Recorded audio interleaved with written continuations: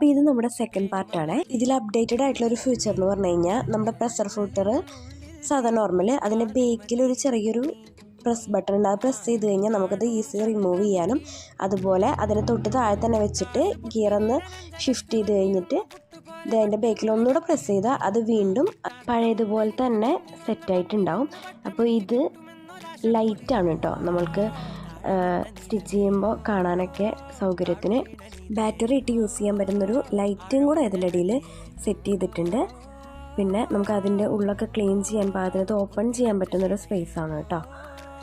പിന്നെ അതുപോലെ തന്നെ അടുത്തതെന്ന് പറയുന്നത് ഇത് നമ്മുടെ ഒരു ടെൻഷൻ ഡിസ്ക് പോലെ തന്നെ സ്റ്റിച്ചിങ് അഡ്ജസ്റ്റ് ചെയ്യാൻ പറ്റുന്ന ഒരു ബട്ടണാണ്. അതിൽ 1 മുതൽ 9 വരെ ഉണ്ട്. പിന്നെ സ്റ്റിച്ചിങ്ങിൻ്റെ ലെങ്ത്ത് അഡ്ജസ്റ്റ് ചെയ്യാൻ വേണ്ടിയിട്ട് 0 മുതൽ 4 വരെ കൊടുത്തിട്ടുണ്ട്. പിന്നെ അതിൻ്റെ തൊട്ട് താഴെ റിവേഴ്സ് ഓപ്ഷൻ, നമുക്ക് ലോക്ക് ചെയ്യാനൊക്കെ എളുപ്പത്തിന് റിവേഴ്സ് ഓപ്ഷനും കൂടി ഉണ്ട്. അപ്പോൾ ഇന്നത്തെ വീഡിയോ ഇഷ്ടപ്പെട്ട ആരും ലൈക്ക് ചെയ്യാൻ മറക്കല്ലേ.